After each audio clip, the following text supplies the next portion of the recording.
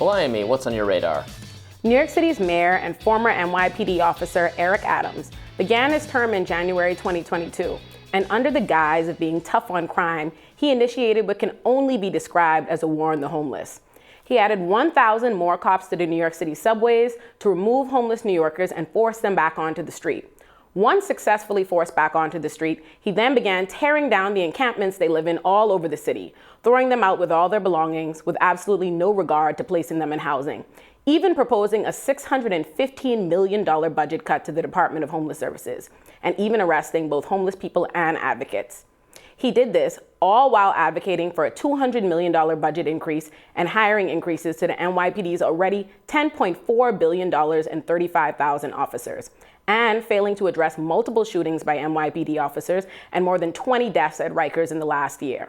Now, to make matters worse, with the newest $101 billion budget finalized, Eric Adams has failed to deliver on several campaign promises and made whopping budget cuts to housing, education, and parks. It's not a coincidence that New York City has a serious problem with homelessness. New York City is quite literally one of the most expensive cities to live in on earth. People end up homeless in New York City because the cost of living is astronomical. Reportedly, there are more than 80,000 homeless New Yorkers. Nearly 1 in every 106 New Yorkers is homeless. As of March 2022, there were 48,524 homeless people in New York City's shelter system, including 15,087 homeless children. According to the New York Times, the average rent of an apartment in Manhattan is $4,975 a month, a 22% increase from the year before. And in Brooklyn, the average rent is $3,744, a 12% jump from 2020. To rent an apartment, you need to make 40 times the rent and pay first month's rent, last month's rent, and security deposit. 1/3 of renters spend more than 50% of their income on rent. Yet, with those numbers and that reality, Eric Adams' final budget only gives a measly $2.5 billion to affordable and public housing. That's on top of the facts that 1, he campaigned on the express promise that he'd give $4 billion to public and affordable housing. 2, that New York City's affordable housing is not so affordable in the first place. And 3, that NYCHA, New York City's public housing, has over $40 billion in backlogs of repairs that have not been made. So the people living in New York City's public housing are already living in subpar conditions. Adams cut New York City's already struggling public school system's funding by a whopping $215 million. That amounted to a $1 billion loss to their budget overall with the loss of federal funding. He's defended the decision, insisting it not be called a cut, because enrollment was down, but both teachers, advocates, and elected officials have pushed back, insisting that layoffs would amass, programs would end, and that there's no need to cut the funding because, as New York Comptroller Brad Lander said, the Department of Education still has billions of dollars of unspent dollars left from COVID federal funding. The local chapter of the United Federation of Teachers at MS 839 in Brooklyn issued a statement saying that its budget was cut by hundreds of thousands of dollars and that many of their staff members wouldn't be able to return because of the reduction in funding. Class sizes will also increase, while arts programs and sports and enrichment programming will be gutted.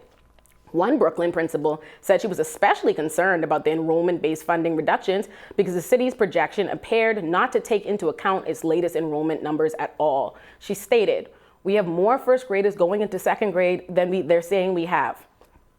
State Senator Jessica Ramos held a rally outside PS 69 in Jackson Heights, Queens, where her child attends, and said, "These cuts don't translate to just fewer textbooks. What you're seeing is cutting guidance counselors, cutting an art teacher, cutting a music teacher. I can't tell you what my little guy would do if his trumpet was taken away from him.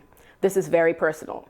Ramos said she would like to see a budget that is responsive to the trauma that families have endured throughout the pandemic. She also said that it's a matter of trusting the principals and the teachers to know what the schools need and perhaps making those investments there.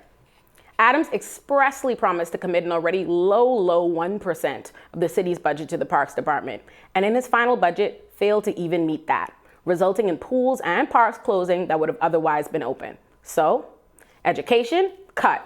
Housing, cut. Parks, cut. NYPD, $90 million increase to sit atop the $10.4 billion they already got. What's the $90 million for? Pay raises.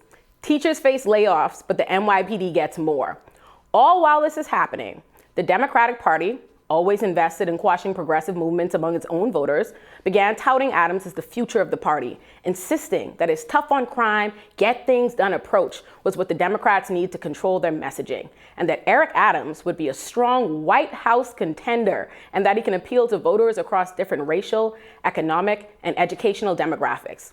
He even spoke at the Democratic Congressional Campaign Committee event as a communications expert at the request of House Speaker Nancy Pelosi and Representative Patrick Maloney, where he vocally rebuked progressives, activists, and anyone supporting defund the police and attacking corporations, and launched his bid to host 2024's Democratic National Convention.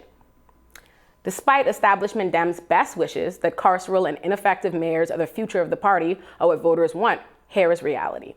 Eric Adams is going to have an uphill battle if he even expects to win a second term as New York City mayor, let alone the White House.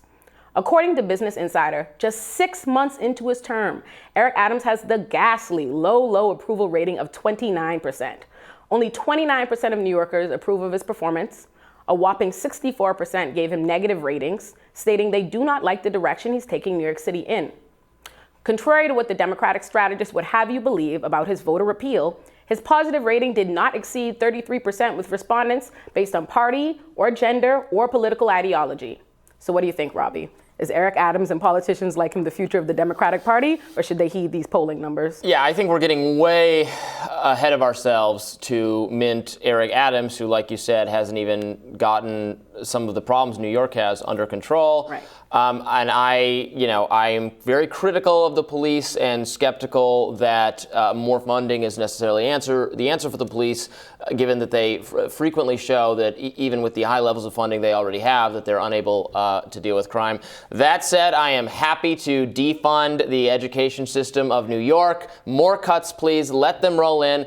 I don't trust the judgments of teachers whatsoever. These people failed kids for years during the pandemic. This was the group most vocal for having schools shut down forever. Kids can't read, falling behind in math, all because of the power and influence of the teachers and unions. And now they're going to complain. Now they're going to complain. Get these kids into schools that actually care about their needs and their well-being away from the public school teachers. Well, where are those schools? Where are those schools? People are going where they can afford. The public school How about whatever system money we're spending on the public school system, which by the way has never gotten better, even no matter how much money has thrown, more and more money thrown at it every year. In general, more and more money, and it has not. The funding has not at all correlated with changes in math and reading scores. So whatever we're giving, let's just take it. Give it to the families. Well, let's just give it directly to the families and say, here's your whatever the per pupil funding is in New York. I'm not sure what it is. It could be $15,000, could be $20,000, something like that per year per kid. We'll just give it to the kid. Each kid gets that, and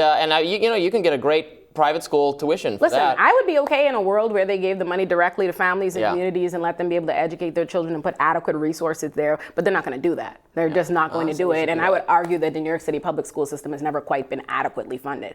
But in this current world, I think the issue is, Eric Adams is, like I said, he's waging war on the homeless, right? He's been doing that since he got into office. It's very hard to, in the same breath, say, they're going to save housing, we're going to create all this housing, we're handling homelessness, right? You're taking money from homelessness, you're taking money from housing. Well, the housing is another issue.